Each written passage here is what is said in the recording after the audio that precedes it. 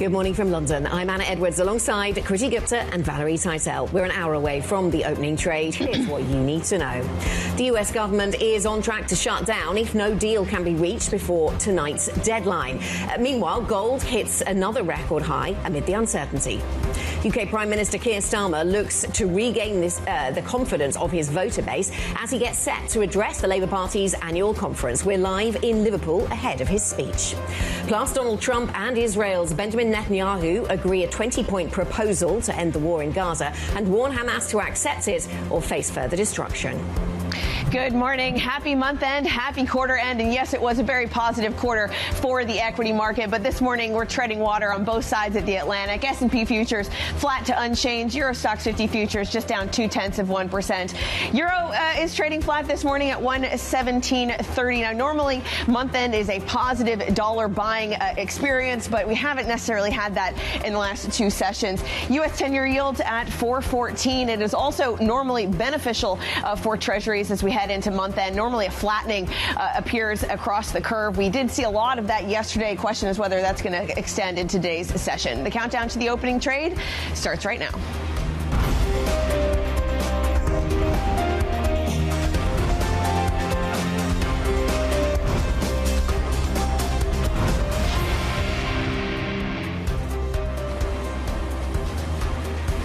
Good Tuesday morning. Welcome to the opening trade. There's lots to digest here. There's some geopolitical news. Tariffs seem to be in the background, but I think maybe what's driving these markets, at least maybe for the next 24 hours into the rest of the day, is the thought of a U.S. shutdown. Val, I think that's where we start this morning. Yeah, just exactly how long will this shutdown last? I think that's the question on markets' mind. It does seem like we're definitely headed into some sort of shutdown today. There was no progress in the bilateral talks between the Democrats and the Republicans at the White House yesterday. I was looking at the prediction markets to see what people are penciling in for how long the shutdown could last. The prediction is 5 days, so a rather short one, but that does include, though, the delay to non-farm payrolls. We also have to talk about the other data that gets delayed. We have the weekly jobless claims. CPI isn't until 2 weeks' time, so maybe unlikely that one gets delayed. But again, the thought is what assets will benefit the most from a long shutdown. City writing overnight that traditionally longer shutdowns have benefited the long end of the Treasury curve. They brought up the example of the 2018-2019 shutdown where there was a 50 basis point rally in the long end. Yeah, and not favouring the dollar is another thing that Citi points out to us. It's interesting you mentioned what the predictive markets are suggesting about the length of the shutdown. I noticed Bloomberg Economics, Kriti, are talking about how their base case, although they say they don't have a huge amount of conviction around it, is that this is a 3-week shutdown. And some of this comes from the first Trump presidency and what we saw there. We saw more than 30 days in the first Trump presidency, and that was the longest since the 1980s. And so there is some precedent here for President Trump to run this pretty long. Absolutely. And some would argue the conversation in Washington is there an incentive for him to run this very long, given that ultimately that is a budget-saving metric. How much money you save in 3 weeks, that I can't tell you, but it is crucial. The other piece of this I don't think a lot of folks are talking about is that this really just kicks the can down the road. Let's say there's some sort of agreement. Over to November 20th, early December maybe, if we're getting lucky. We have this conversation on the horizon all over again in just about 2 months' time. And a key piece of that is healthcare subsidies and the extensions there. If you don't get those extensions, come the end of the year, that is a massive cost increase for American citizens. I wonder if that's something that shows up in the inflation data early next year. Well, we have to think about what Donald Trump really wants out of this. Some could argue that maybe he does want this government shutdown to happen because it's the executive branch that decides what is essential and what is not. So if he wants some special extraordinary powers, this might be the way to get it. The other thing I think on the market's mind, and definitely on the mind of those working in Washington, is he seems to want to use this as a way to drain the swamp further, to increase the firings of government workers, which could perhaps weigh on growth maybe near term around Washington. But whether that drags on GDP in the third quarter is still the question. Yeah, it does seem interesting, doesn't it, whether we get not just temporary furlough as a result of this, but more firings, essentially, and more permanent job losses. Let's go to the UK, shall we, as we careen or barrel towards a government shutdown in the United States. These are the verbs that are often used. Let's talk about what's happening in the UK. We've had GDP numbers coming out, and this is a final reading, so you don't anticipate huge surprises, and we have no huge surprise when it comes to the quarter-on-quarter number. That is 0.3%. The year-on-year number does look a little higher than had been expected, but the quarter-on-quarter, perhaps where the market will focus. Not seeing a huge amount of movement in the dollar here. I mean, to give this a little bit of context, this is the growth numbers we're seeing here by developed market standards they're not stellar, but they're also not the worst in the G7, not doing badly versus G7 competition, such as it is right now. And they did come in better than had been anticipated for some part of the start of this year. Of course, there's a lot of fog in this data because things were brought forward into the first 3 months because of the tariffs that were coming in. Yeah, and the Labour government does like to lean on the fact that they do have quite a high GDP when compared to the G7, but they kind of leave out the important factor behind that, which is they also have some of the highest long-term interest rates around the globe as well. So that's something that is going to be a focus of the day 2, shall we say, of the Labour Party conference. We do hear from Keir Starmer later today. We heard from Rachel Reeves yesterday, and I thought it was interesting that she singled out the greatest threat to the working people in Britain is Nigel Farage and the Reform Party. I think, at least from the market's perspective, it would probably be her budget come later in November. Yeah, we'll see if that actually, some of the kind of rhetoric around that changes what the policy decisions actually are, because we know that even within, and you guys both kind of hinted at this, within the party itself, there's already plenty of fractures. Is the bond market paying attention to the numbers, or is the bond market paying attention to the unity of the party? Right. Well, I mean, there doesn't seem to be a huge amount of unity, but there does seem to be at least a bond market focus on the front bench rather than the back bench. And if the back bench is still talking about taking on bond markets, that's not rattling gilt too much. The bond markets are drawing a line between the back bench and the efforts of Andy Burnham to perhaps advance his political career and what we're hearing from the front bench, which is still about fiscal rules and sticking to them. Yeah, I thought it was interesting, the reporting around her speech, that she didn't necessarily get the jubilant ovation before she started speaking like she did 2 years ago, and that perhaps points to the fact that maybe people in the Labour Party blame her for her fiscal rules, for this fiscal restraint, and not allowing the Labour Party to enact the traditional Labour Party policies. Right. Well, one thing that might go down better in the room today is we are expecting Keir Starmer to make some comments around child benefit caps, and currently they're capped at 2 children. The amount of benefit you get for each child is capped at 2 children, and there has been this long-term push in the Labour Party to increase that, and perhaps they're going to pay for that by increasing taxes on gambling companies. So that could be something from a policy perspective that we hear about later on today. But I'm also always interested in the mood in the room, of course, but some of the other sort of sketch writing stuff around the party conferences. I remember Keir Starmer last year getting his words muddled up when talking about really serious politics in the Middle East, which wasn't a good look. And then Theresa May, I mean, she was brilliant. She came dancing onto the stage to ABBA once, which gave people plenty to write about. And I also remember that 2017, she stood in front of a sign, and all the letters in the sign just gradually dropped off one by one as she was speaking, which just wasn't a great advert for Britain. But, you know, that was 8 years ago. A lot's changed, Kriti. What I took out of that is I think we should start every show dancing to ABBA and maybe entering set on that note. On a more serious note, you mentioned the Middle East there. Of course, that very much in focus, and on both sides of the Atlantic, specifically in Washington.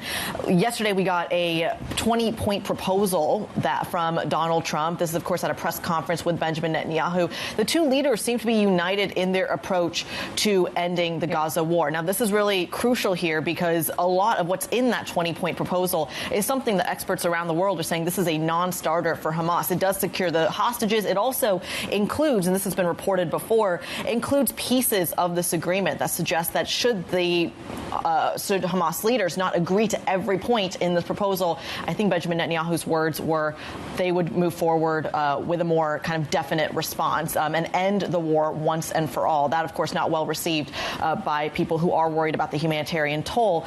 We're not seeing a ton of market reaction. I think there is still questions about how this all plays out on the global stage. But I think it's crucial here that Donald Trump, despite facing pressure from even members within his own party domestically, and then, of course, internationally following the UNGA meetings, did actually kind of dig in his heels and back Benjamin Netanyahu. Yeah, I think the slide in oil had a lot to do with this meeting yesterday. Yes, we also had OPEC Plus pledging more production, or reported to be pledging more production later in the fall. But oil had its worst month in 2 months. We were looking at the price of Brent down some 3% in yesterday's session. So perhaps there is just a general positivity that this is the first step and maybe a long issue of steps to wrap this war in the Middle East up. But it did seem like the market did take it as a positive. Right, the market taking it as positive, but also, as you say, mindful of the fact that this could be a many multi-stage process. Even with ceasefires agreed in the past under previous administrations, we saw that there were months and months between an initial idea and things actually coming to pass, and they were just temporary, of course, ceasefires. So that's the Middle East, up to date on that story overnight. Let's tell you what else is coming up on the show then. We have a host of guests joining us this morning, of course.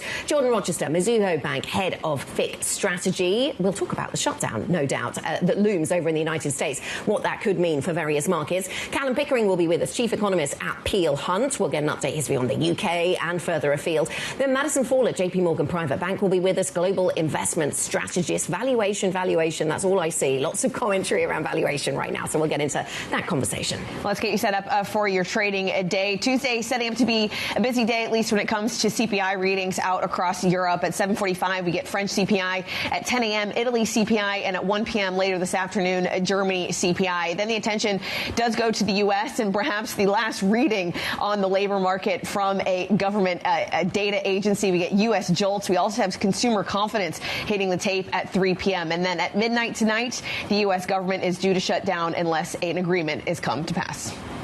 So we're focused on some of the data coming out in various parts of the world, aren't we? And we get the CPI prints building throughout the morning from Europe. There's not much to see, though, when it comes to CPI overall for the Eurozone, is there? I mean, even if the individual countries could look interesting, the overall picture has been pretty much on target, for 3 months? But there are some really interesting stories around France, obviously what they're trying to do with putting together a budget, and Italy, a much more positive story out of Italy. And we are going to learn sometime this week whether they are going to be able to meet the EU's cap on their budget deficit. That 3% cap, they haven't met it for a long time, many years. Will they be able to meet that? That would be something of an achievement for Giorgia Meloni. And perhaps you can argue that these budget negotiations are a bit more important for the ECB, who clearly has their eye more on the growth picture rather than on the inflation picture. And with the government spending being a big part of European growth, perhaps it's more of an attention for them rather than the CPI readings today. Absolutely. Lots to digest on the fiscal front and, of course, on the monetary policy front as well. Let's go to what else we need to know this morning. Speaking of monetary policy, the governor of the French central bank saying the nation must overcome its political impasse to tackle its debt burden. Francois Villeroy de Gallo told French TV concerns over high government debt are weighing on corporate investment and hiring and pushing consumers to save rather than spend.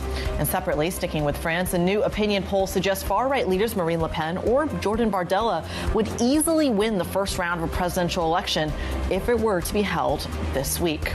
And sticking with the right side of this political spectrum, Giorgia Meloni's annual budget this week set to reveal just how soon Italy can conform again to European Union rules in the crowning fiscal achievement of her premiership so far. The plan is set to show the country's deficit back below the bloc's 3% of output ceiling by next year at the very latest. The finance minister has cautioned that the results depend on Italy's economic performance when it comes to the final quarter. And broadening it out, EU leaders are meeting in Copenhagen this week to discuss a slate of flagship defense projects, including a European drone wall and an air defense shield. The Commission laid out its proposals in a paper this week, urging the closing of gaps in the continent's defense by 2030. The plans have gained urgency following a wave of incursions into NATO airspace by Russian aircrafts. Coming up on the programme then, Electronic Arts agrees to sell itself in the largest leveraged buyout on record, valuing the company at about $55 billion. We'll have more details on the investors taking part, in particular the role played by Saudi Arabia. Really interesting as they diversify that economy. Plus, UBS continues to lash out at Swiss capital measures, claiming they will weaken the lender's competitiveness. We'll get the latest on the bank's standoff with regulators. Up next, the looming US government shutdown could overshadow some key data on the docket this week. If you have questions, if you want to get involved in any of our conversations around this desk, IB plus BBTV Go. Beautiful morning here in London. This is Bloomberg.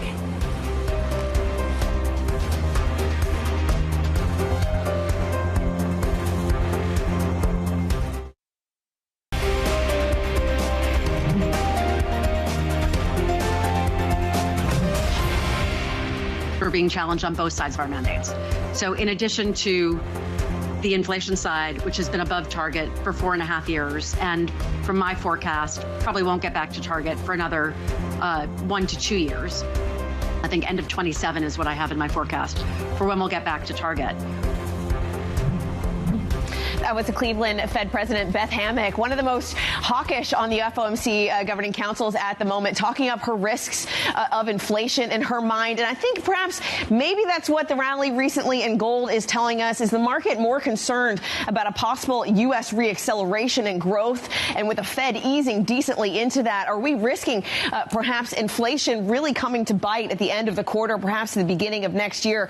Gold has been on a very impressive run. It's actually had the best month in 14 years, up some 12% in the month of September, and added basically 2% in the last two sessions. Now, some are perhaps drawing the line between worries about a government shutdown and the rise in gold, but we are headed for record highs regardless of the catalyst. But while we're talking about a government shutdown, I want to run through a few assets that could be affected by what's happening in Washington. One is to watch the long end of the bond market. Now, Citi was noting last time around 2018 when we had a government shutdown that lasted around a month, Treasuries benefited the most. They rallied around 50 basis points, but there are definitely a lot of circumstances around that shutdown that are different to now. But we did see a substantial rally yesterday across global fixed income. Perhaps that was more month-end related than worries over the shutdown, but still an asset to watch. And lastly, another asset to watch, Anna, is the price of oil. We had a decent slide yesterday, the worst session for Brent in about 2 months' time. Now, if you're worried about the effect of U.S. economic growth on the back of this shutdown, perhaps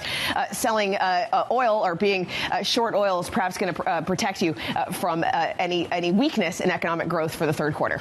Thank you very much, Valerie, of course, on the markets there. Let's bring in to the conversation Jordan Rochester, head of fixed strategy at Mizuho Bank. Jordan, good morning. Nice to have you with us. Let's start with the shutdown then. Do you have a base case for how long this lasts? Is that the important missing piece of information here? If anyone has a base case, please let me know that if it's credible or not, because you have Donald Trump, who's got the record for the longest ever government shutdown of 35 days. He's willing to hold out, is basically what that tells you.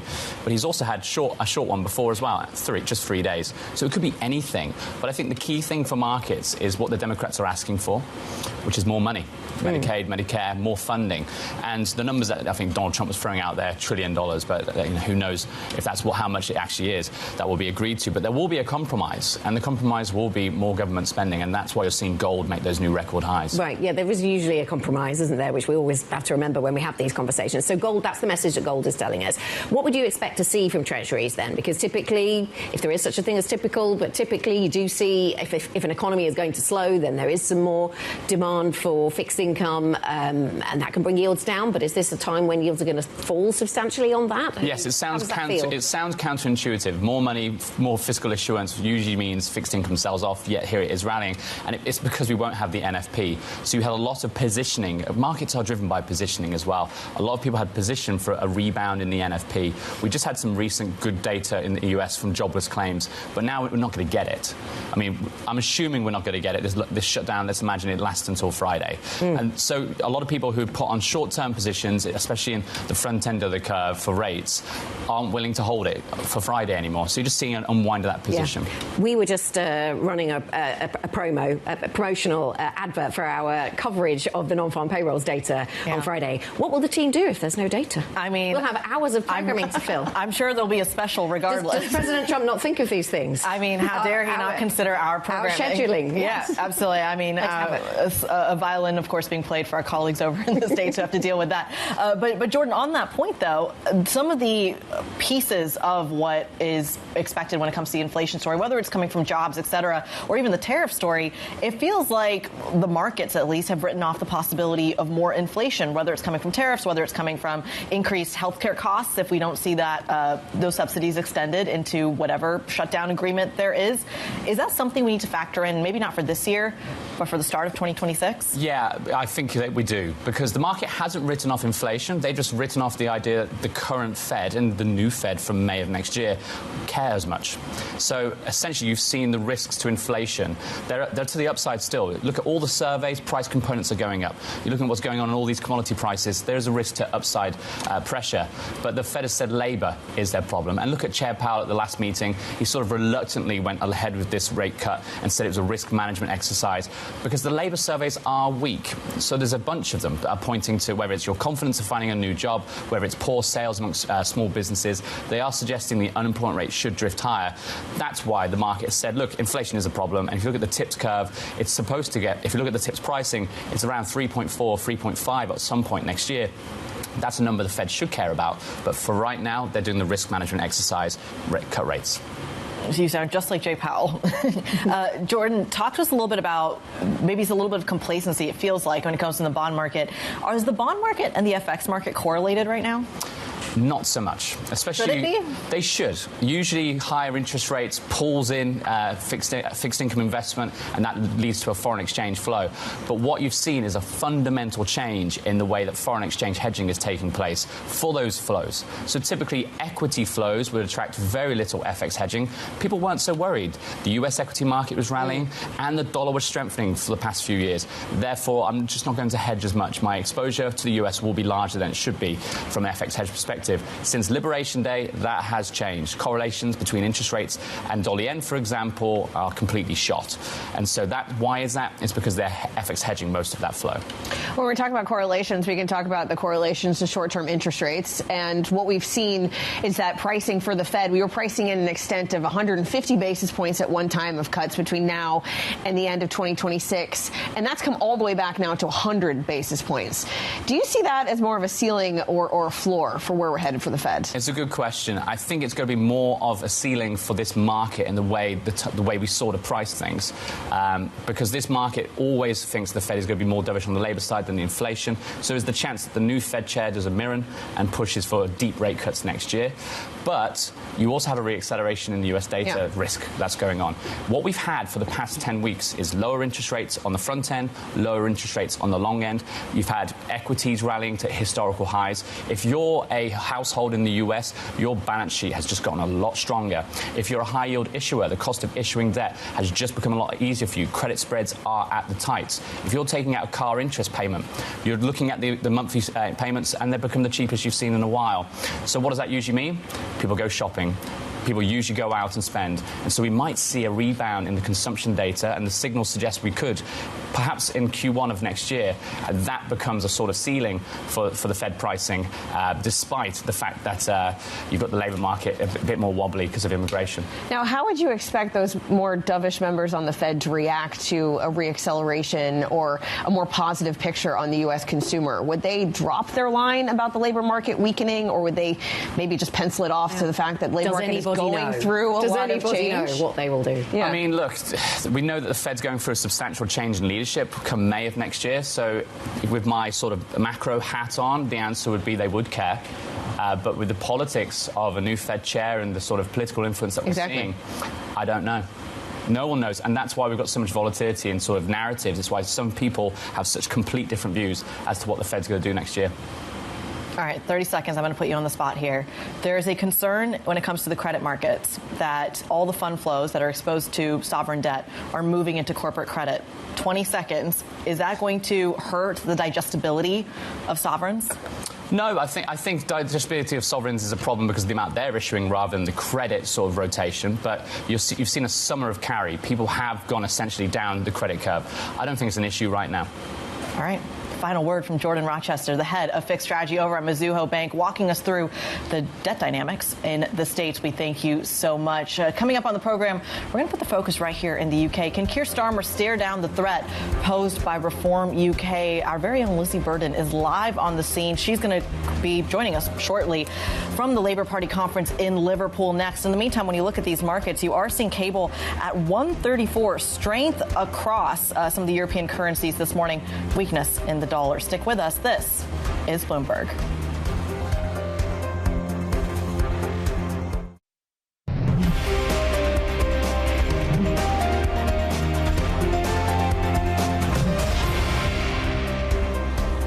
Welcome back to the opening trade. 30 minutes then from that opening trade for European stocks, at least. Let's have a look at the futures picture for Europe right now. It looks fairly unmoved, doesn't it? We are waiting for big things on the agenda, such as the shutdown in the United States. We have another day of this, talks ongoing. Will we get to some sort of resolution before the deadline, which is tomorrow, October the 1st? Will we get some kind of resolution and save us from having to talk about shutdown impacts for weeks and weeks? Who knows? But this is what we have for European futures. US futures, Valerie, are entirely flat as well, so not suggesting to go anywhere very quickly. We're nervous about a lack of data and a lack of visibility. Yeah, exactly, especially headed into the October Fed decision, not having NFP or CPI before that if this government shutdown lasts for more than 2 weeks. Let's have a look at how fixed income is opening. Yesterday was quite a decent rally in global fixed income, paced by the gilt market, actually. Maybe a little bit of month-end buying going on. It seems we're opening up pretty flat this morning across European fixed income. We do have some catalysts to keep in mind. We have French CPI, Italian CPI, and German CPI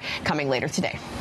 Juicy stuff. We'll see if it moves the market. In the meantime, our eyes firmly on focus of what's going on here in the UK. Prime Minister Keir Starmer expected to directly address the threat he faces from Reform UK, telling delegates at the Labour Party conference that the choice is between decency and division. Yesterday, the Chancellor described Reform's leader, Nigel Farage, as the greatest threat to working people.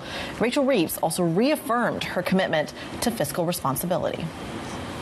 People who peddle the idea that we could just abandon economic responsibility, cast off any constraints on spending. They are wrong. Dangerously so. When spending gets out of control, when market confidence is lost, that doesn't just show up in some OBR report and some difficult headlines a few months later. It is felt immediately in the growing cost of essentials and rising interest rates. My very own Lizzie Burden is live at the scene, of course, at the conference in Liverpool. Lizzie, what else did we hear from Rachel Reeves? Anything about the November budget? Well, I spoke to the Chancellor yesterday, Kriti, and I read out Labour's manifesto commitments not to raise the three main levers of tax, income tax, the payroll tax and VAT, and asked her, yes, no, are you going to stand by that commitment? She gave her clearest wording, yes, they are going to stand by that. But it leaves some wiggle room because we already know they raised the payroll tax on employers, not employees. They could broaden the scope of VAT without actually increasing the rate. They could freeze income tax thresholds without actually increasing the rate. But is that going to be enough to cover the £35 billion that our economists estimate she'll need to meet the fiscal rules? And what if she wants to spend even more than that? I asked the Chancellor, are you going to lift the two-child cap on benefits? And she said, I want to spend more on child poverty, but we can only do that when we can afford it. But she went on in an interview with ITV to signal that maybe she would be open to raising taxes on gambling. Watch the gambling stocks at the open, by the way. But it's convenient, isn't it, that the amount that the gambling tax would raise is almost the same as the cost of lifting the two-child benefit cap. So it seems that we're getting a sense of the shape, perhaps, of that November budget. Maybe this two-child benefit cap could be the rabbit out of the hat in the Prime Minister's speech later. Yes, I was going to ask you about expectations for the Prime Minister's speech, Lizzie. I've been reliving memories of party conferences gone by and all the highs and certainly the lows of some of those speeches by various leaders of different political stripes. But what about expectations then? So there is the two-child benefit cap. Anything else that we're going to be looking ahead to? Well, I don't think that a policy announcement, Anna, could save Keir Starmer from the poll ratings right now. I know you weren't around but this far back, but just talking of the history, his poll rating personally is worse than any Prime Minister going back to 1977. So the speech is going to have to be more about the mood, the message, than the policy. And as you've already said, this is about taking the fight to Nigel Farage and Reform UK. The Chancellor already has said that he poses the greatest single threat to working Britons. But the danger is that in fighting to reclaim patriotism, in focusing on the right, Labour alienates the left. And already we've heard signs of incredulity that the former UK Prime Minister Tony Blair is being brought back into the fold when it comes to that Gaza peace plan. And there's also the threat from within. We know that within this conference hall there's been the Mayor of Manchester, Andy Burnham, openly criticising the Prime Minister to packed out rooms, although I have to say yesterday he did add that he's happy in his current job, so walking back a bit of the speculation that he wants to take over from Starmer as leader. A poll showed that most Labour members would prefer Burnham to Starmer as leader, so perhaps at this point Starmer has tightened his grip on the Labour Party, but I have to say the mood in this conference hall is very, very flat. Lizzie, thank you. Bloomberg's Lizzie Burden in Liverpool. Tough job for the Prime Minister to try and climb out of those poll ratings, as she suggests. Now, inflation data out of France, Italy and Germany today is expected to show some acceleration, led by energy and airfares. It follows Spain, where yesterday's CPI reading showed prices rising at their fastest rate in 15 months. With us now is Callum Pickering, Chief Economist at Peel Hunt. Callum, let us talk about the Eurozone a little bit, because we are going to get this CPI data, but we no doubt will circle back back to matters UK in just a moment. So the CPI print, the prints that we're expecting to get today, I mean, is there going to be anything to see here? The overall Eurozone number has been 2% for quite a long time. Do we have to worry about Eurozone inflation? That's right. I think we could probably say that inflationary pressures in the Eurozone as opposed to, say, UK or the US are gentle. They're sufficiently on track to stay around 2% so that the ECB can say with a straight face that it's doing its job. What I wouldn't be surprised is if we see one or two upside surprises, the market just removes this sort of odd bet, which is that at some point over the next 18 months, the deposit rate in the Eurozone will be lowered by 0.3%. Like, I don't think the ECB is going to cut again. Most economists don't think the ECB is going to cut again. There's just some lingering bets there in the Eurozone that might reflect bets in the UK, in the US, just pushing rates down. So if we get a little reminder in Eurozone data that inflation's on track, but there are still some upside risks, maybe the market just says, okay, the ECB's probably done, and we don't get any more pricing. Okay, so that's the ECB side of things. On the fiscal side, sticking with Europe, there's some really interesting dynamics going on with France, obviously facing issues around trying to get a budget passed by its legislature. Over in Italy, it looks as if we might get some better news for Giorgia Meloni. She might be able to put together a budget that actually means that the country meets the EU budget target, 3% budget deficit targets. Quite the turnaround for Italy. What are you watching on the Italian front? Anything going I mean, the story seems to be going well. They got a Fitch upgrade quite recently. Well, on a 5-year view, even though the economic momentum in both economies is not great, they have serious structural problems, they are not top of my list for economies that we should be worried about when it comes to the bond market, because they have the protection of the euro, which basically is a hard currency. Both countries in the long run face the same issues that everyone has, which is as the demographic ages, the commitments that we have made to aging populations will just blow up debt by a factor of 3, and the bond market will have a hard time dealing with that. Eventually, both economies are going to have to address their domestic supply side issues. The problem that you always have in the euro is that the currency is too strong for Italy and for France. If these were floating exchange rates with the lira and the franc, we would see a much weaker FX. I feel this conversation's run for 25 years. It is, but ultimately, the bond market and supply-side reform are going to be on a collision course at some point again, so we might get some breathing space for 2 or 3 years, but eventually you're going to say, well, how do you balance the books when you have an aging population? You do it by driving up employment as much as you possibly can, but you do that by deregulating labour markets. Neither France or Italy have done that in a serious way. Where France has tried, it's been reversed. We saw the whole debacle with Renzi a few years ago in the referendum. It's fine for now. I'm worried on a 5-year view about both economies.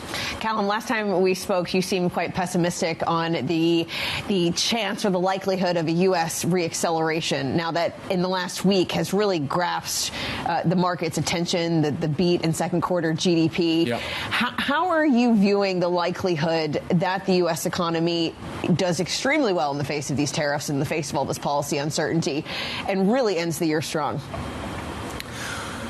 So I don't think the US will end the year weak, but I think it's going to be very difficult to get an annual number which is in line with the near 3% that we've had for the last couple of years. Partly that's not a private sector story, it's partly just a public sector story, like the fiscal stimulus from 2022, the 3 big checks that Biden wrote and then spent on the US economy, that will just mechanically start to wear off. What makes me a little bit nervous is we cannot go on for very long with economic activity and employment heading in different directions unless we become very, very confident that this is just a structural rise in the unemployment rate, a temporary one, because we've got lots of productivity coming through from AI or something like that. I think there's clear evidence, actually, that companies are shedding jobs and are demanding fewer workers because their expectations about future growth have been duly weakened. That's what the Fed is reacting to, all the while just keeping half an eye on inflation. And how are you folding the shutdown risk in the middle of that could happen at midnight tonight? Is that something that concerns you, or are you just ignoring it? Of course. Callum laughs nervously. This is a nervous laugh because we've basically spent all summer in markets going, okay, these tariffs, we know they're going to be a problem, but are they going to push the Fed further away from its employment mandate or its inflation mandate? The first sign in markets was like, actually, employment's going to be a bit worse than inflation, but GDP is sort of okay. It's like, thank God the Fed can cut interest rates. We can go risk on. And now the next few prints, which probably can give the Fed better evidence that it can just keep cutting in the next few meetings. So, well, actually, you might not have any information heading into these meetings. Like, this is a very uneasy situation. But does that make things easier in terms of what you want exposure to? I mean, the argument here is simply that in the shutdown, there may or may not be an agreement in the next 24 hours. There may be an agreement. And then we're going to be right back here in 3 weeks' time. A lot of this is centering around healthcare subsidies and ultimately government spending and trying to pull the reins. Does this just kick the can down the road towards an inflation problem that it feels like the markets have written off for this year, but might resurface in 2026? How are you thinking about that? I think the weakness in the US labour market is probably more cyclical than structural, which means probably you will get disinflationary forces from the labour market heading into next year. So even if you get a bit of an upside surprise on inflation, I think you can probably look through it. I think the Fed will be paying attention to private sector momentum. One major driver of private sector momentum is the resilience of consumption, which we saw in Q2 with a big upward revision. Part of the reason US households are just able to just look through all the noise and continue to spend, their savings rates are still ultra low, is that their net wealth position is very high. And so the Fed will be very cautious about disappointing markets, seeing corrections in equities, and then that starts to unfold in the economy. So markets are now so set in their expectations that we get 2 more cuts before the end of the year. I think the Fed needs very good reason to disappoint markets at this point. What I would say is, and this is probably just a lazy view, private economies around the advanced world are just not ready for a recession. We don't have the cyclical imbalances. We have lots of policy worries. And so we're in a world where central banks, ex the ECB, can bring rates down a little bit. That's the Fed, that's the Bank of England. So the discount rates are going to help us there. Inflation probably rolls over into next year. We'll muddle through with a bit of growth. That's a buy equity story, which is why markets are rising. But it's also we need to hedge, let's get some gold, let's probably de-risk away from US a little bit, which explains the dollar trends. And so there's a complicated story going on, but underneath it all, it's a bit more inflation, but the Fed can still cut and growth will be okay. That's generally a buy equity story. It's a buy equity story. It's also fueling the steepeners in the bond market, especially around the shutdown. You are seeing that steepening in the back end of the curve, as is expected. But at what point does the shutdown worries, the tariff worries, the Fed independence worries reflect in the long end of the bond market and then ultimately trickle into the housing market? Is that kind of a self-fulfilling prophecy around a potential crisis that the White House has warned about? I think that's a real danger. I mean, this is now... Of course, thank you for having me on so often, but this is now the 4th time this year. There's been some issue somewhere, be it the UK, be it France, now be it the US. The US was, of course, in February as well, where something's happening on the politics, and suddenly we're looking to how the bond market reacts to get a steer for the rest of markets. And in the end, we are just confronted with a very serious problem around the advanced world, that our long-term debt issuance is going to rise as far as the eye can see because our populations are aging. This is happening just at the time when inflation rates around the world have normalized, with it interest rates have gone up, and all the pension funds have said, actually, we've got enough of this stuff. We don't need any more. And across politics, on neither side of the aisle, do we have anyone seriously confronting these issues. And so we're just going to be perpetually in these repeated cycles of worry until one economy just says, actually, do you know what? We're going to deal with these long-term liabilities and get the bond market off our back. And so if there's a lasting shutdown and the bond market starts to turn very, very skittish, that's where the pressure might be actually for policymakers to say, before we produce a housing market problem, let's just get our heads together and find a near-term solution. It's fascinating. We're using what I've seen more often talked about in the UK world of the bond market driving policy actually show up in the US, which is something that doesn't happen very often when it comes to that story. Callum Pickering, Chief Economist of our Peel Hunt, we thank you so much. Thank you. We have French CPI breaking right now. The number is coming at 1.2%. This is the headline year-on-year number. That is above the prior reading of 0.9, so quite substantially, a little below the estimate of 1.3. And some of that bounce up in inflation had been fully anticipated. A lot to do with base effects, according to Bloomberg Economics, bottoming coming out of energy prices and airfares, as well as an increase in communication prices. So perhaps not too much to see there. Valerie points out that the harmonised CPI rises 1.1% year-on-year, which is below the estimate. So if anything, a little bit weaker than anticipated. Coming up on the programme, we'll be watching UBS today after the lender lashed out at Swiss capital measures, claiming they will weaken the bank's competitiveness. We'll talk about that and other stocks to watch. That's next. This is Bloomberg.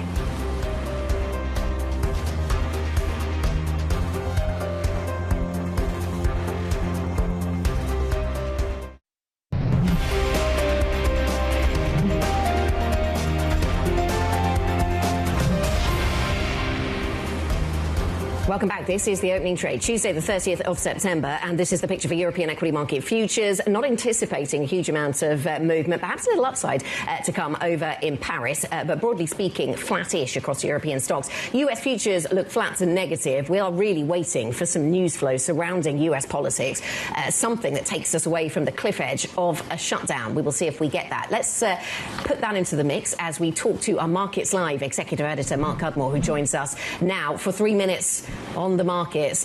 Mark, good morning to you. So let's start with the impact of shutdown and in particular on the US dollar. I see Citi talking about how this is something that's going to weigh on the dollar. And I think from reading your notes, you think that that's a sort of path of least resistance for the dollar right now. Absolutely. I think that's probably the easiest way to kind of play this kind of theme. I think overall what government shutdown means is not major economic impact unless it extends. And obviously we don't know how long it extends until we see it play out. The assumption is it'll only last a short period of time and then we'll move on from it, which means that the underlying trends continue because we generally get a not only kind of a delay of some data, but we get, suspicion of the data that we do get. So that would mean positive for equities, probably a little bit negative for bonds, which counteracts the positive for equities. So therefore, they're kind of, volatile but go nowhere. You keep the same trends. The one thing it probably does help, though, is dollar weakness. Now, it's interesting here in this context that last week we expected a dollar bid at the end of the week in terms of month-end corporate rebalancing flow. FX is a T+2 market, so the main day for that buying was going into the Friday fixes. We saw that flow go into last week, and immediately then the dollar weakened again this week, which shows the underlying bias there is still to slowly reduce those long-term exposures to the dollar. And I think that is the path of least resistance, is a slightly weaker dollar over the coming days and weeks. Mark, do you think there's a risk to markets that they put too much emphasis on the ADP number this week? In the absence of jobless claims and NFP, that perhaps the direction of the Fed is set by ADP? Does that concern you?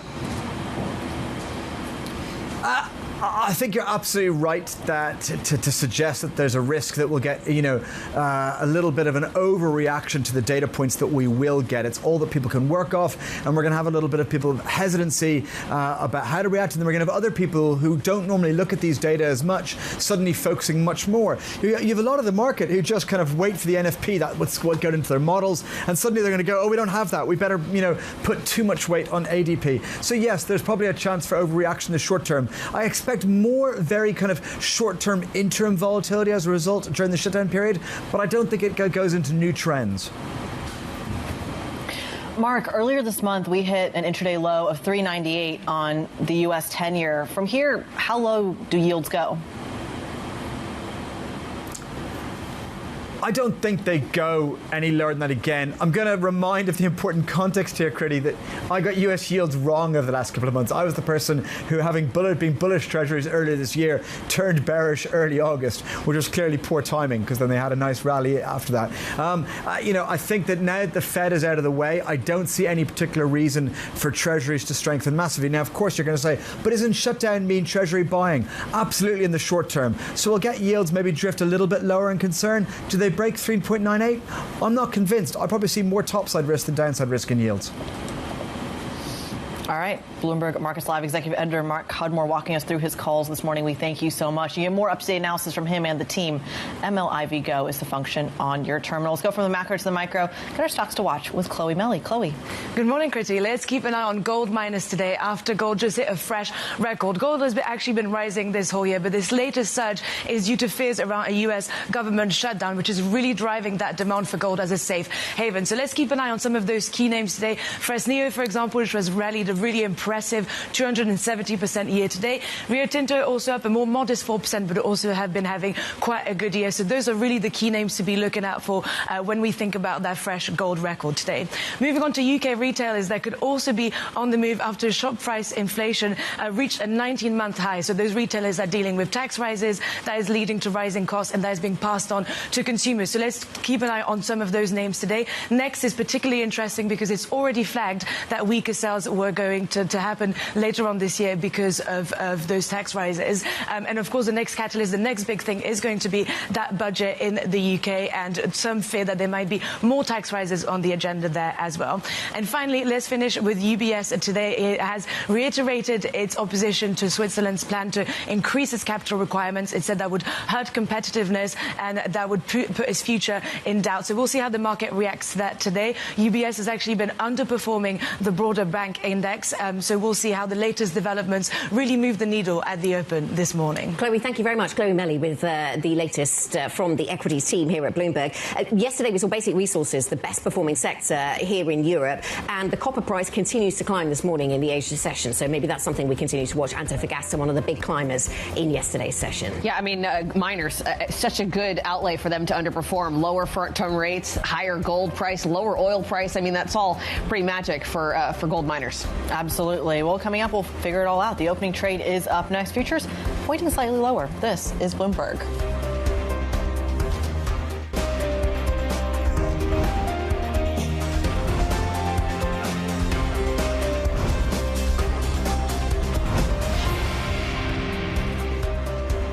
A few minutes to go until the opening trade. There's a lot of news flow to digest.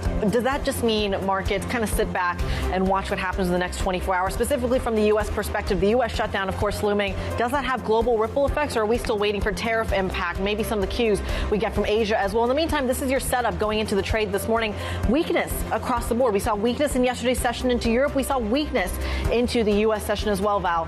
What does that mean when it comes to futures? Well, setting us up for a pretty weak open, and when it comes to the European markets, remember, it is month end. It is also quarter end, so we might get some weird price action towards the close. We're looking softer to head into this equity open. Euro Stoxx 50 futures down 0.25%. The FTSE 100 and the DAX all down by a similar amount. Anna. Yeah, that picture seems to have deteriorated just in the last 20 minutes or so, doesn't it, Val? A little bit more weakness on those European futures. Let's have a look at some of the individual stocks and the sectors that are in focus this morning. UBS certainly up there, reiterating its critique of Switzerland planned changes to bank regulations, saying that they put the firm's role in the country, in Switzerland, at risk. So something that will no doubt get headlines over in Switzerland.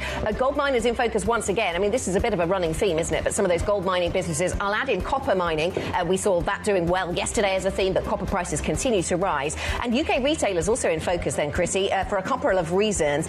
We've had some numbers out from the UK retailers reacting perhaps to some of the shop price inflation, the highest in 19 months. And Jefferies cautioning on the forthcoming budget and saying that this is going to prompt hesitation from investors to getting involved in the sector. Watch gambling businesses as well, as Lizzie was telling us earlier on, because of some of the headlines coming through from the Labour Party conference. Lots of individual sectors to watch, lots to see how it's going to show up at the open. And that, of course, leads us right here to the opening trade. The markets open here in the UK. We'll see as the others kind of slowly make their way. Positive start for the FTSE 100 by only a marginal number. I spoke too soon, already going down to the downside. Like, this is very crucial here because, of course, we are talking about some of the major sectors that we were watching as Anna was talking about. But I've got to say, I've got one eye on the SMI here because Anna was mentioning UBS. Does that ultimately show up in the index as a whole? Weakness across the board, though, but perhaps not as pronounced as we saw in the futures picture. As Valerie mentioned there, this is the last day of the month. It's the last day of the quarter as well. Does that mean rebalancing flows that have already kind of spanned for the whole week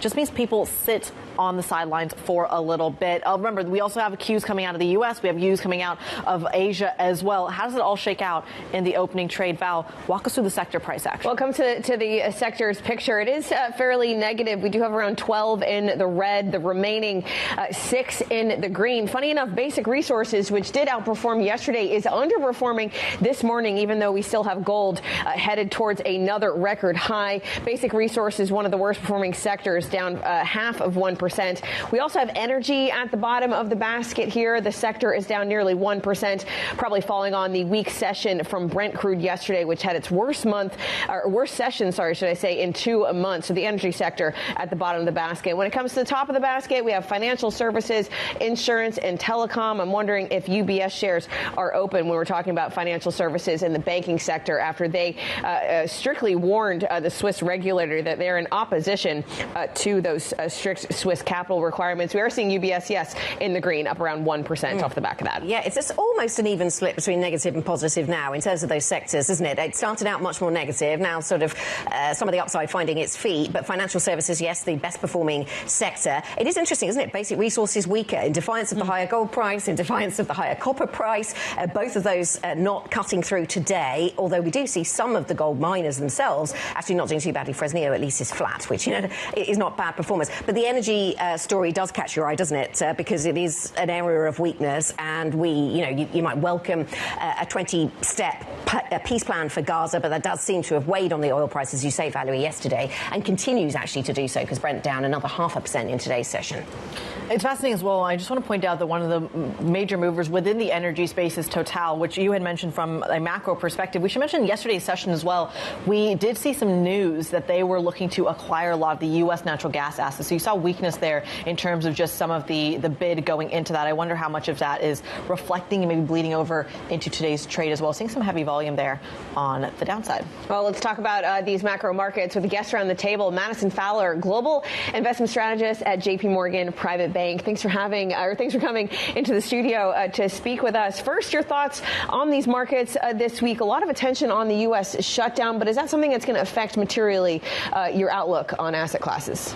I do think that historically speaking, we tend to see a lot of noise around government shutdowns. But when we do look historically, typically markets do remain quite unaffected between the beginning of the event and then when it ends. But I do think with that, there are more important drivers for markets. But I think that's also going to play out in terms of what's a little bit different this time around for this potential government shutdown. Firstly, you have the administration talking about potential for permanent job cuts rather than just temporary furlough. You have the potential for a delayed jobs report that could, muddy that decision making for the Fed. And then, of course, you also have globally fiscal stress rising as well. So I think those factors might create a little bit more noise this time around. But broadly speaking, we do believe in the underlying strength of the economy and the market. Yeah, well, at least it's something that really surprised the market last week. That beat in second quarter GDP, the final reading, upgraded by 0.5 percentage point. How are you viewing the U.S. economy? It's really surprised everybody in the second quarter.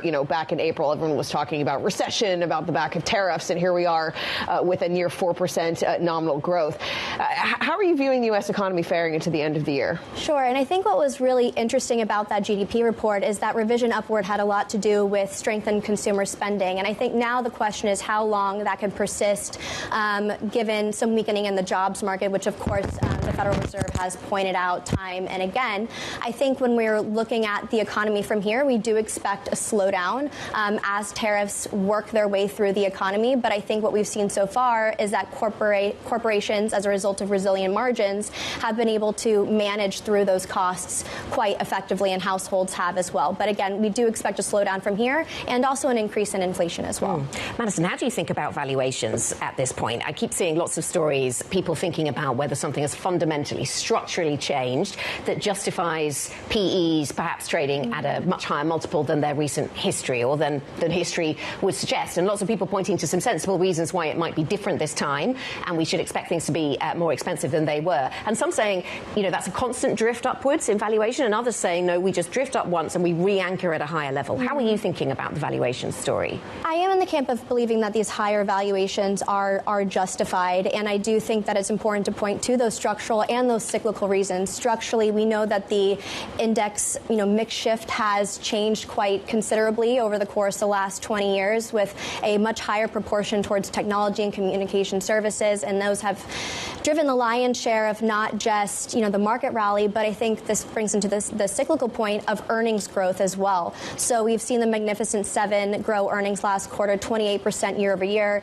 That matched what we saw the quarter prior. We do think that shifts back down to around around 15% year over year in the next quarter. But importantly, that's still quite, I think, profound earnings growth. And then from there as well, when we historically look at Fed easing cycles, typically risk assets tend to outperform quite meaningfully when the Fed starts cutting. OK, so you clearly have lots of reasons why you think this is different this time. There are reasons for these higher valuations.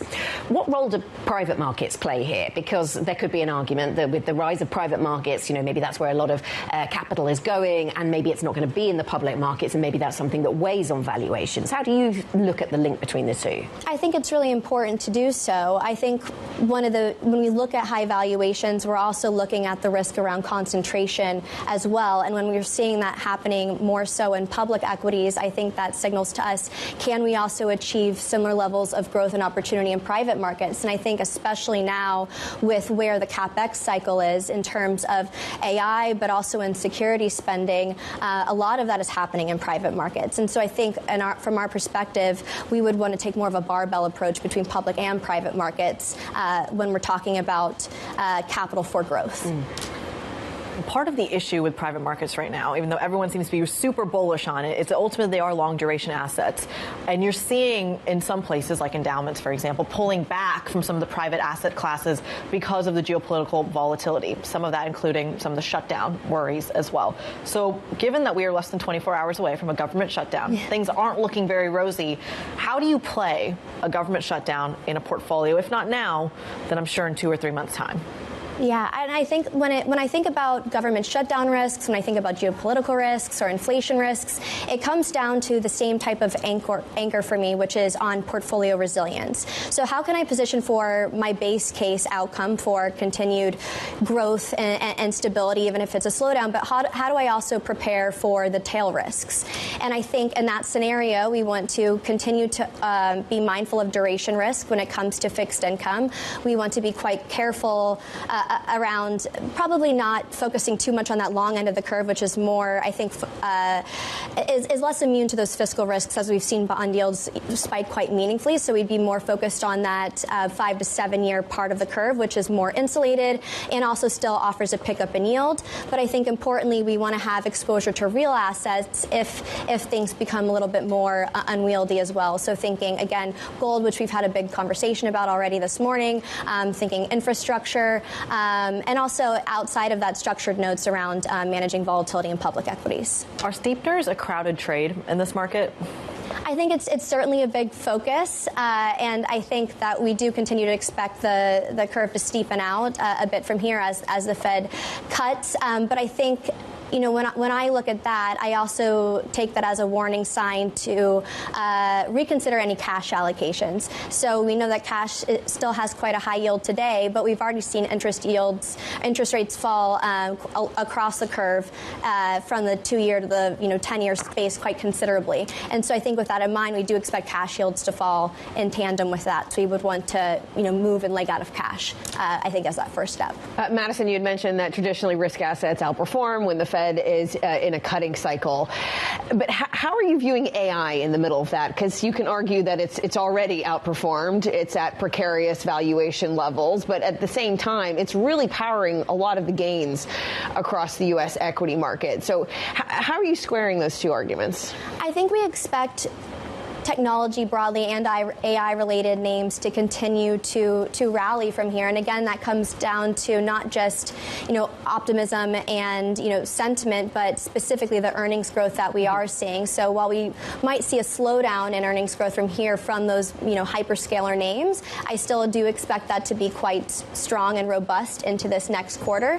But importantly, I think if you are a little bit worried about AI valuations, one way to play that instead would be focusing on the power gap instead. So we know that there is a lot of demand for AI, but there's not enough assets to ultimately power behind it. So there's a huge capacity gap around that. So I think if you are a little bit worried about, how AI might evolve over the coming quarters, focusing on utilities, focusing on data center infrastructure assets are one way to play that as well. Yeah, we have a great big take story out this morning, don't we, which talks about the way that they're seeing localized price of energy increasing in certain parts of the US when they're very close to data centers. So clearly there's something to that. Let me ask you, before we were, as we've been excited about AI, we've also been a little nervous about tariffs. We heard from the CEO of PIMCO yesterday, Manny Roman, saying that the impact is broadly yet to be seen.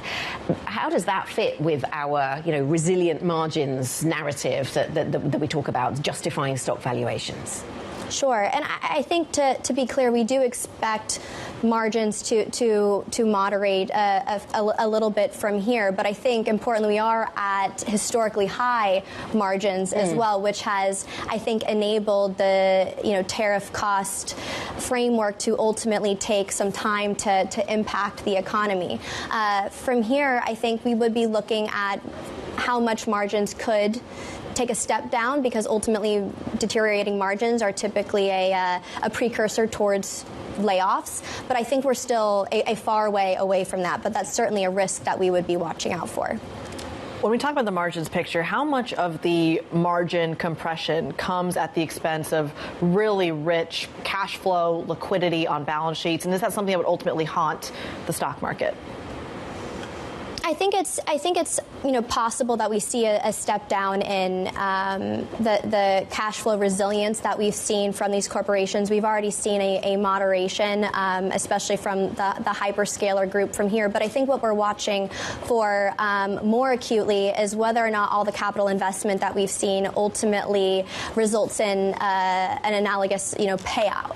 And I think if that point in time that we reach where the capital spending starts to outstrip that, that's the time in which we would be a little bit more worried. But I think when we look at future expectations for earnings growth, even as we are starting to see free cash flow start to moderate a bit, we are still looking at rising earnings expectations, not falling. All right, Madison Fowler, Global Investment Strategist over at JP Morgan Private Bank. Thank you so much for joining us around the table this morning. In the meantime, let's get a quick check on the core six, of course, the heavyweights that move this market in a very big way. Your biggest mover really is a continuation of the drop we're seeing in Novo Nordisk, down about 1.2%. Nestle, however, seeing a bit of a bid on the surface. When you look at the core six, that looks like a defensive trade to me. Tech seeing a little bit of love, and Nestle is a consumer staple seeing a little bit of love. But of course, the luxury space and the healthcare space on the back foot. Rheinmetall also down by 0.8%. Interesting story there. Let's get a check on some of the other individual stocks on the move. Chloe Melly has that for us. Chloe. Good morning, Kriti. Let's start with the gambling space. So there's a little bit of weakness across these UK gambling stocks after UK Chancellor Rachel Reeves hinted that she's open to raising taxes on that industry. Rachel Reeves is trying to figure out ways to boost the UK finances without raising taxes on working people. And it seems that that gambling industry could be a potential target. And therefore, there's a little bit of weakness that's driving the shares down for Evoke in particular, which is down 1.5% this morning. Moving on to UBS, which is actually up after pushing back on Switzerland's plan to increase its capital requirements. It said that would hurt competitiveness. It would put its future into doubt. And there was also a report from Reuters about the fact that there's a willingness to reach compromise on both sides about those capital requirements. And so that is received pretty well by the market, and we are up 1.2% this morning for UBS. Moving on to ASOS, the retailer, the online retailer, is down quite a bit this morning, is down 8% after saying that the adjusted EBITDA for this year would be at the lower end of the consensus range. It's trying to, it's in the middle of a complex turnaround plan, and it also follows the update that we got from Next, another retailer recently that flagged weaker sales because of a slowing UK economy. So there seems to be now a bit of a pattern there. So definitely something to keep an eye on with those online retailers, the UK retailers in particular. And finally, let's end with another UK stock, Close Brothers. The earnings disappointed this morning. It is down 4.7%. It also said it was offloading its vehicle hire business, and that is weighing on the stock this morning for Close Brothers. All right, Chloe Melly from our equities team walking us through some of those early movers. Chloe, we thank you so much. Coming up on the program, Zijin Gold soaring on its Hong Kong debut. We'll have more on the world's biggest IPO since May next. Plus what it means for deal volume around the world. Stick with us. This is Bloomberg.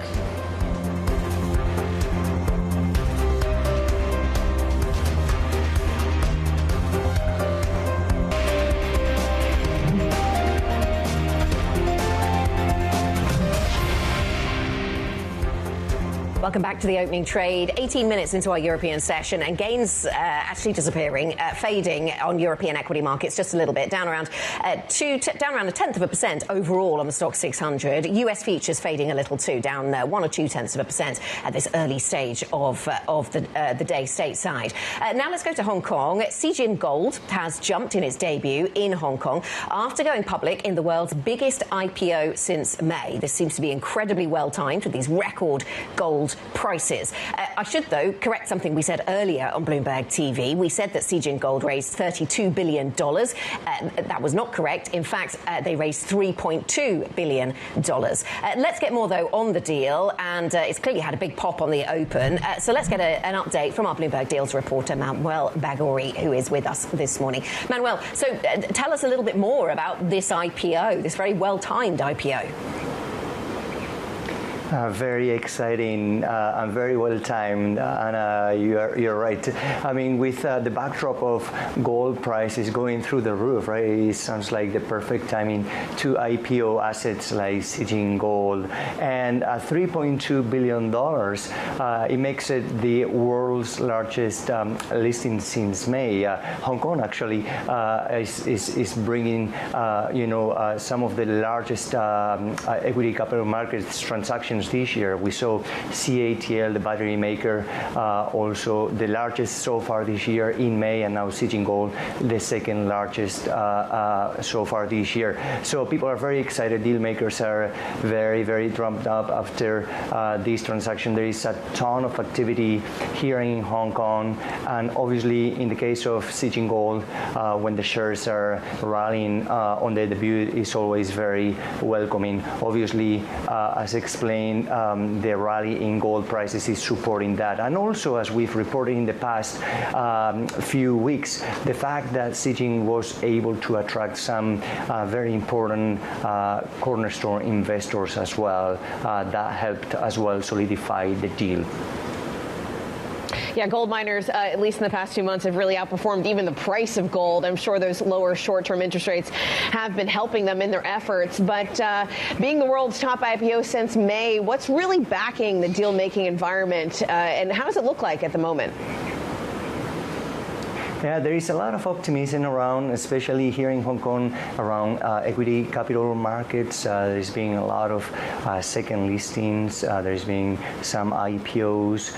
There's been a lot of convertible bond offerings, changeable bonds, placements. So there is a lot of activity on that. Part of that driven by the fact that there is more hopes for China deals after many years of being very subdued. Finally, we are seeing international investors coming back, and that's supportive or conducive of larger deals like the ones that we've seen so far. Deal makers remain very optimistic into the fourth quarter and into next year. Geopolitical, challenges aside, Hong Kong is definitely coming back, especially when you compare to other venues, say London or even the US. Activity is definitely booming here. We've also looked into deal making, and for this third quarter, obviously beyond ECM, we are seeing a lot of activity also on mergers and acquisitions, which is also very encouraging. Well, speaking of, let's talk about one deal that, of course, has taken the world by storm. It feels like EA, Electronic Arts, which is, of course, the game maker behind FIFA, among many others, getting the world's biggest LBO ever. We're looking at $55 billion. We're seeing a take-private deal, basically. Manuel, 3 months ago, if you told me we were about to see the world's largest ever LBO, I would have said, that's insane. The geopolitical volatility, the capital markets would not support it. What's changed to make deals like this more juicy? Well, exactly, Kriti. I think what you said is perfectly right. There was a lot of doubts coming into this year. The expectations with the Trump administration were very high with regards to a deal-making boom. The year started somewhat slow, but now definitely is picking up. And I think the momentum is building into the fourth quarter and into 2026. I think the fact that we're seeing these large, massive deals like the one that we just saw overnight is just very, very encouraging for others to explore transformative deals. And especially we saw this deal in particular was supported by a $20 billion financing package by JP Morgan. That is the largest we've seen so far. Yeah. All right. Bloomberg's deals reporter Manuel Bagore walking us through some of the deal space. Thank you so much. In the meantime, he was talking about some of that geopolitical volatility.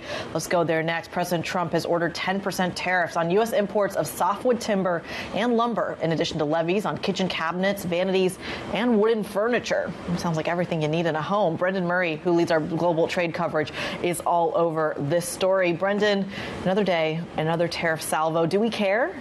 Yeah, exactly. Well, I think we care because this one shows how targeted the Trump administration can be with its tariff authorities. Remember, the Supreme Court is looking at its broader tariff authority on the universal country-by-country tariffs. There's a hearing in November, so the administration is lining up some of these so-called 232 cases to be able to hit the tariffs and protect industries that they're looking to protect. Remember, back in April, this was a big universal tariff on every country in the world.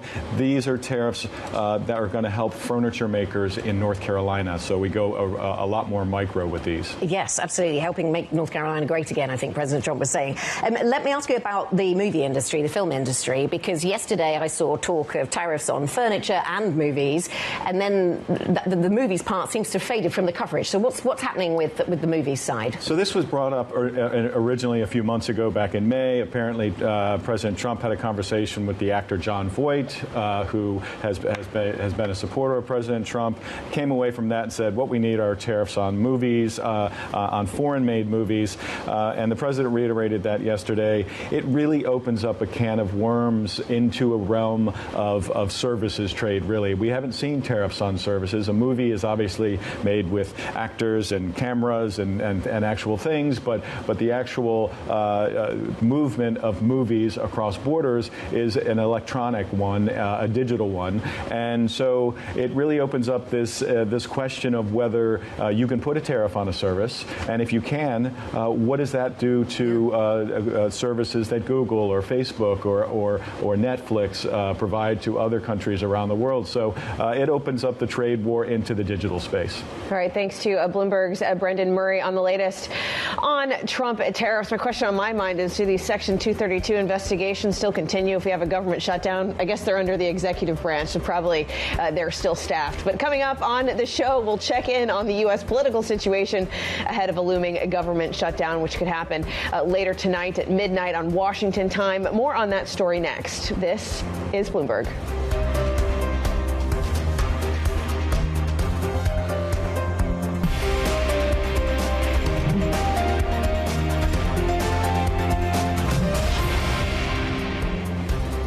Welcome back to the opening trade, and happy month end, happy quarter end to those who celebrate. We're 30 minutes in to today's cash equity session here in Europe, and it is looking fairly negative, but not as negative as it did just 15 minutes ago. Eurostock 600 just really flat to the downside. Some underperformance in France. We've got the CAC 40 down 0.3%. Some real weight on the energy names today. Perhaps the reason for the underperformance there. That was the back of the oil prices yesterday and today continuing to slide further. Kriti, how's it look under the hood? Absolutely. Total, one of the key movers when it comes to the downside in the CAC Iran. You also saw a lot of the luxury names see a little bit of weakness, but I think that just kind of amplifies what we're seeing when it comes to the members moving higher versus lower. Literally almost split, almost is the emphasis there. 315 lower, 264 higher. Volume is also lower. As Val was mentioning earlier, we are seeing some rebalancing flows this week. It's the end of the month, end of the quarter.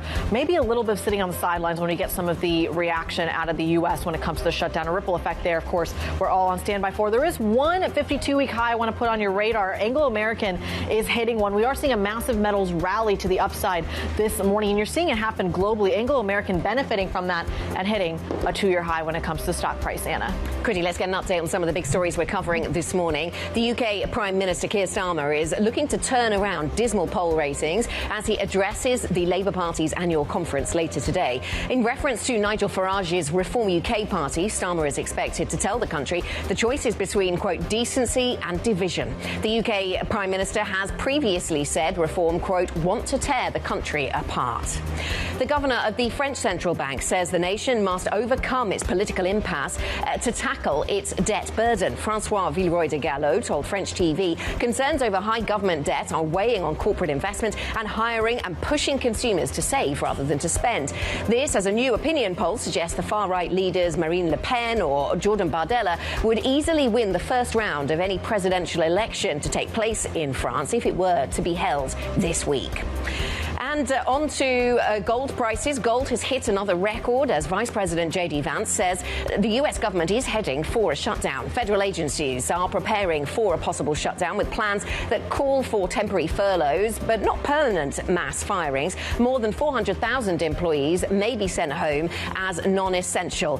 And Valerie, this for markets is a big topic of conversation. Yes, there's always the temporary furloughs. I think some of our coverage has suggested that there could be more permanent firings this time around. But also the market is very much focused on the data and whether we're going to get the data that we're used to. Yeah, that's right. With the government shutdown, we don't get the data from the Bureau of Labor Statistics. And this week, that includes the weekly jobless claims on Thursday and non-farm payrolls on Friday. The risk to the market is the Fed does not have a clear steer on the labor market or inflation before its decision later in the month. Well, staying with this story, Vice President J.D. Vance says the U.S. government is on track to shut down after a meeting with congressional leaders, blaming Democrats just a day before the federal funding is set to expire. Whatever our disagreements are, let's negotiate with them. Let's talk about them. Let's figure out a bipartisan solution, but you don't shut the government down. In other words, you don't put a gun to the American people's head and say, unless you do exactly what Senate and House Democrats want you to do, we're going to shut down your government. That's exactly what they're proposing out there. We've had 45 days and 45 days and 45 days and 45 days. We asked to meet earlier, they didn't want to. So we think when they say later, they mean never. We have to do it now, first because of the timing issue, and second because now is the time we can get it done. Let's get more with Bloomberg's Jill Desis. Jill, Vance is blaming the Democrats, but what exactly is holding up talks for funding the government? Right. So, Valerie, ultimately what this is coming down to is a debate over some of these healthcare issues that Democrats have pursued here. So one of those, and I believe that Chuck Schumer was just referring to this in this clip that you've just played, but this idea of that they may not be extending some health insurance premiums under the Affordable Care Act. So those are set to expire. The idea of these subsidies kind of continuing. That's something that Democrats have said that they want to be resolved in part because if those subsidies aren't extended, then that could mean that for quite a lot of Americans, you see healthcare premiums increase fairly soon. So that's one thing that Chuck Schumer is talking about when he wants to get that sort of priority dealt with as they move toward these shutdown talks within the next day. The other thing, too, that they're really concerned about from the Democratic point of view are actually cuts to Medicare that passed under Trump-led tax legislation earlier this year. That's something that I think might be a little bit more difficult for them to actually bring the Republicans to the table on, but you kind of see there this idea from the Democratic perspective that they want these issues addressed now because I think there's a concern that the Republicans may not actually bring those issues back up if they get past the stopgap spending bill and to talk about something longer term. Of course, from the Republican perspective, they're saying that the Democrats are essentially using these types of wedge issues to hold the government hostage, and so that's where you see a lot of this communication breakdown actually happen. I will say that for what J.D. Vance said earlier about the fact that it does seem like the government is headed toward a shutdown, he did say that the president sees some of the Democratic perspective as, quote, reasonable. So it may be that there's something that they can kind of compromise on, or maybe they focus on one of those priorities. But obviously, we're nowhere near that yet. We'll have to see what the next 24 hours really looks like here. Jill, without an open government, that means no jobs data. What do we do without jobs day on Friday? Yeah, I mean, I think that that's really, as we've talked about, one thing that the markets are really looking at is not having that BLS data. I mean, we've been talking about all summer the idea of, how do you, some questions about BLS data, what exactly happens in the absence of something. I think that that's really where some of these jitters come from. I mean, look, I think, as you're setting up through the rest of the year, kind of preparing for, what future FOMC meetings ultimately look like, you obviously want to see what those non-farms are going to look like, what those jobless claims are going to look like. I mean, it could be the case, though, that the government does shut down. You don't get that data this week. Maybe there's a bit of a delay in terms of when we actually see the BLS reports. I think it's, a pretty, obvious concern as we head into the end of the week. But, this is a really, really fluid situation. I think, when you are dealing with some of these shutdown deadline stuff, often, is still unfolding into the very, very, very last minute. So I think it's going to be a pretty fluid rest of the day here in the U.S. Bloomberg's Jill Deso is walking us through the state of play over in Washington. We thank you so much. Let's get a little bit more on that subject. Certainly something the markets are watching in terms of the shutdown risk and, of course, what's top of the Trump administration's agenda. Let's bring in Scott Lucas, professor of U.S. and international politics over at the Clinton Institute at University College Dublin. Scott, pleasure to have you as always. Thank you for your time this morning. It feels like a foregone conclusion, both by officials at the White House, including Vice President J.D. Vance himself, and market participants, that we are indeed headed for a shutdown at midnight tonight. Scott, my question to you is, how long does it last? Well, that's a question that can't be answered at this point because it depends on, to be honest with you, the sides, whether or not they're willing to compromise, which side blinks first, if one does blink first, how much do they dig in? What I would say is what I was looking at this morning in terms of the immediate divergence. What was striking is that you did have the Democratic leaders in Congress, Chuck Schumer and Hakeem Jeffries, come out and say, not only, do they want the deal, which restores some of this health care funding that was cut, they want the extension of the Obamacare subsidies, but they thought that the deal was possible. They thought that Donald Trump is open to the deal, even if some of his advisors were not. So they were holding up the idea that this could be a short-term shutdown. There's room for negotiation. In contrast, although J.D. Vance offers some glimmer that there might be a room for negotiation, Donald Trump, a few hours ago on his Truth Social account, retweeted, or actually tweeted, a racist deep fake video in which Hakeem Jeffries, over Mexican music, was dressed in a sombrero with a large mustache. Chuck Schumer's voice was faked to have him declaring that undocumented migrants get free federal health care. And then just after that, Stephen Miller, who I think is Trump's key advisor here, doubled down on that falsehood. So certainly, at least in terms of the public presentation, you've got Trump and key advisors not only not giving ground towards a deal, but actually pushing disinformation to dig in even further. Scott, talk to us a little bit about, you outlined there beautifully, I think, just how much division there is and how much animosity there is between both sides. It looks like we're going to have this conversation again about healthcare subsidies in about 2 or 3 months' time. Just walk us through, when it comes to the average American consumer, of course, we're a financial network, we're watching the inflationary pressures here, just how much of an impact some of these not extended subsidies could have when it comes to Americans. Well, I think it's going to be key because, and your viewers will well know this, we're going to have a convergence of factors over the next few months.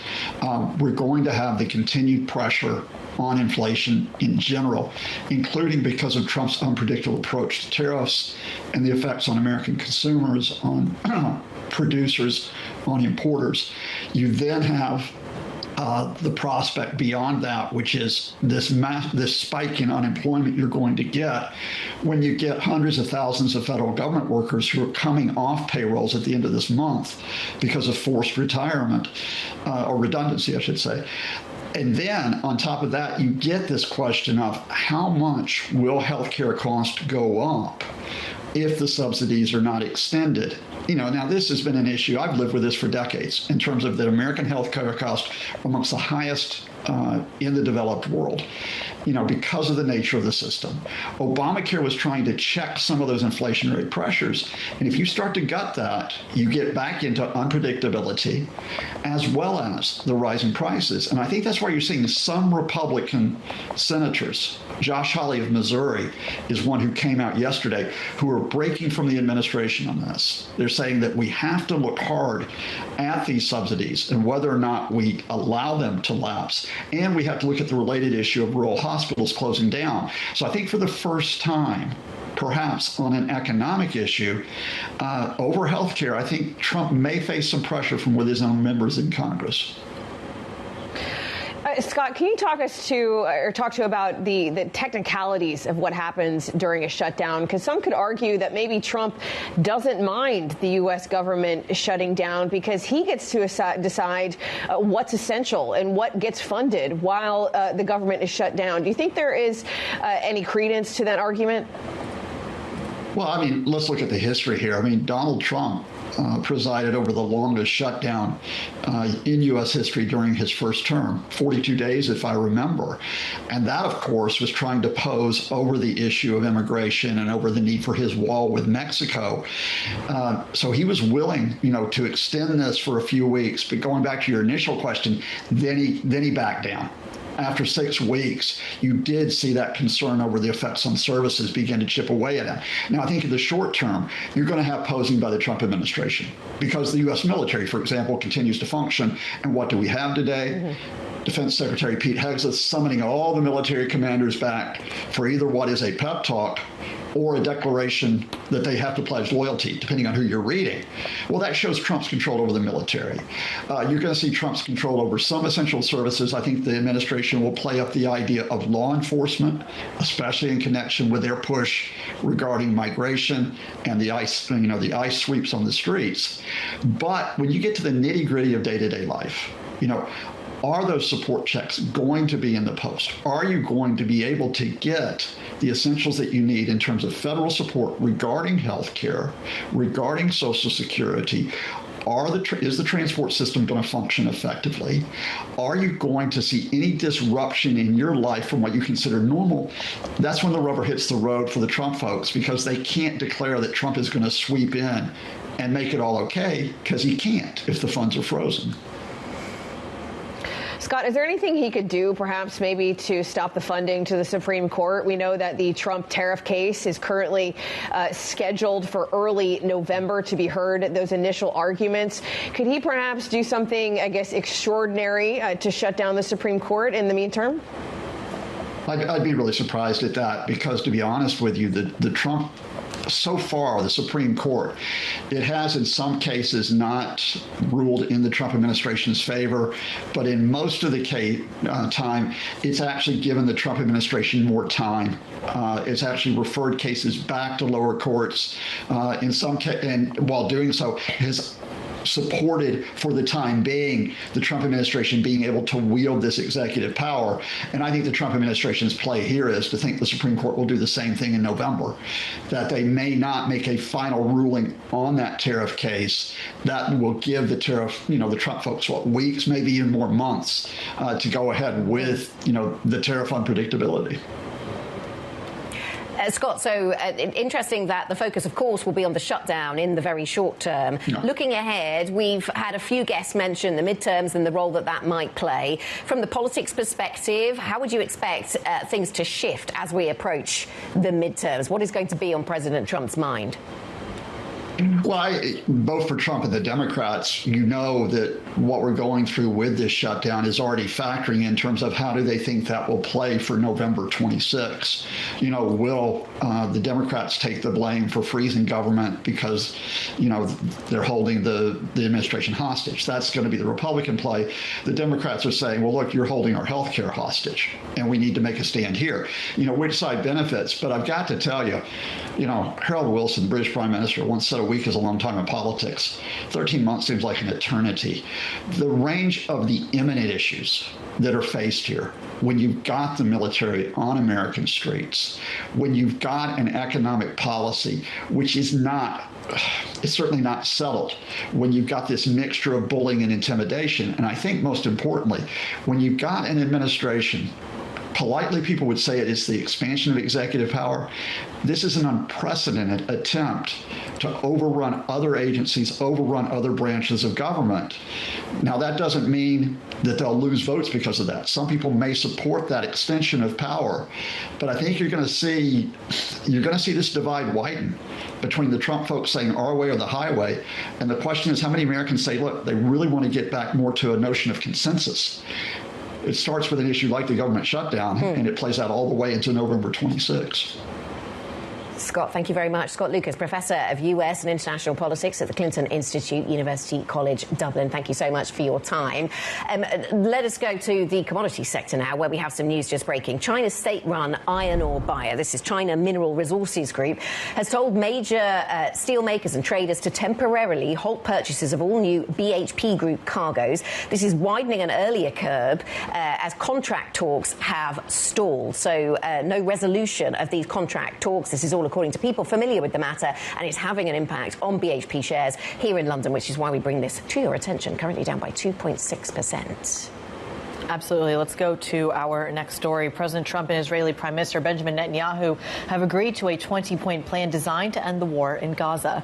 It's unclear, however, if Hamas will accept a proposal which calls for the group to disarm, relinquish control of Gaza, and release all hostages.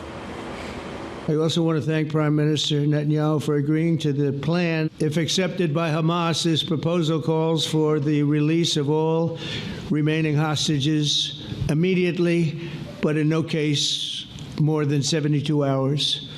I believe that today we're taking a critical step towards both ending the war in Gaza and setting the stage for dramatically advancing peace in the Middle East.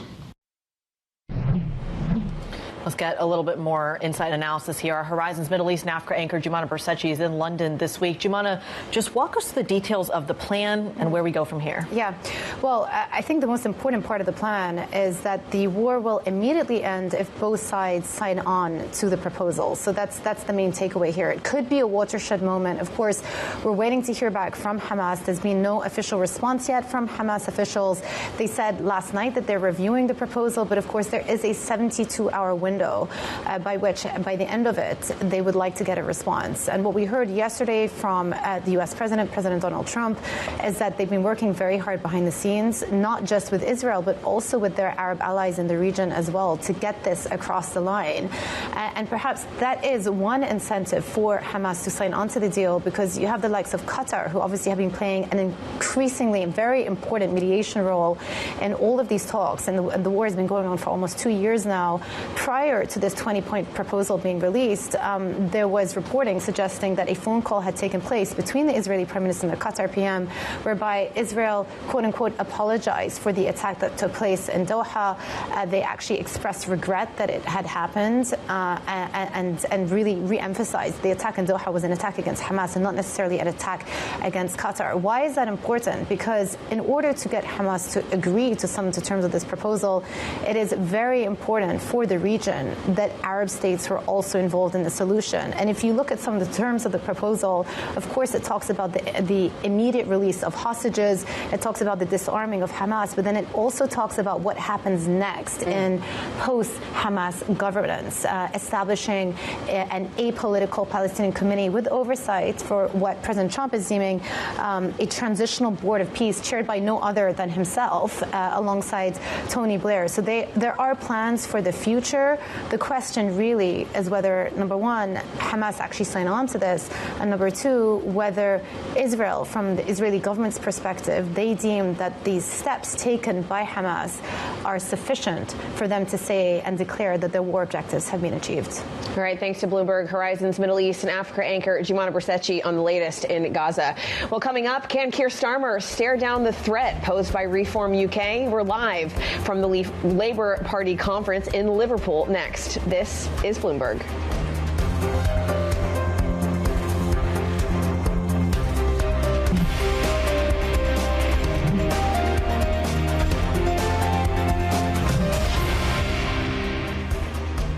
Welcome back to the opening trade. About 54 minutes. I'm going to get my math right there. 54 minutes into today's session. Red on the screen across the board. Serious weakness, though, when it comes to the French markets. The CAC 40 down about 0.6%, but the rest of the market down, we'll call it circa 0.3%. This just does feel like a little bit of a cautionary day, maybe pulling back from some of the action we've seen last week as well, not to mention the rebalancing flows last day of the month, last day of the quarter. We'll see if that all shows up a little bit more throughout the rest of the session. In the meantime, one eye firmly on focus in the UK. After the UK Chancellor's address, the Labour Party conference concludes today. The main event, a speech by Prime Minister Keir Starmer, less than 15 months after winning a landslide election victory. Starmer's party is languishing in the polls behind Nigel Farage's Populist Reform UK. Bloomberg's Lizzie Burden's all over the story for us. She's live in Liverpool and joins us now. Lizzie, a lot of pressure on the Prime Minister today. There is, Kriti, and in moments like these, we always wait for a rabbit out of the hat, the policy that is going to turn around the fortunes of a Prime Minister, and he could really do with that, as you say, languishing in the polls behind Reform UK. I'm looking for hints from what the Chancellor said yesterday. She was asked on ITV whether she'd be open to raising the gambling tax, and she signalled that she would, and indeed we're seeing the gambling stocks down at the open this morning. Interestingly, the cost of that is what it would raise is the cost of lifting the two-child benefit cap. So maybe that's the rabbit that we'll get from the Prime Minister today. But really, policy isn't going to be enough. The focus is on the change of message from the Prime Minister. He says that Labour is fighting for the soul of Britain against Nigel Farage. And indeed, that is a battle that extends to business. We had reports that Nigel Farage had a business dinner yesterday to lure some of the business leaders away from Liverpool. But speaking to some of them here in Liverpool, the CBI, for example, saying that actually business is a bit worried about Farage's policies and that they want to retain the access to global talent. So we'll see what's on offer for business in the Prime Minister's speech today. Bloomberg's Lizzie Burden in Liverpool, live at the Labour Party conference. Thanks for joining us on the latest. Let's look ahead to the risk events on the horizon for markets. We do still have some CPI readings out from across Europe. At 10 a.m. is the Italy reading. At 1 p.m. is the Germany reading. And then attention goes to the U.S. We get JOLTS data. That's the job openings data out at 3 p.m. We also get consumer confidence. This could be some of the last readings on the labor market as we head into that government shutdown to be taking place at midnight tonight if an agreement is not reached between the Democrats and Republicans. OK, so the market focused very much on the shutdown dynamics. On a programming note, I should tell you that tomorrow we will have special programming on the opening trade covering the Bloomberg Women, Money and Power conference that is taking place here in London. The event convenes the most influential female voices in finance from around the world to discuss consequential themes facing the future of business. Plenty of conversations about the global world of finance, about private markets, around public markets too, of course. We will bring you some of the highlights. We'll be building towards the conference, which takes place here tomorrow. European stocks are down. The pulse is next. This is Bloomberg.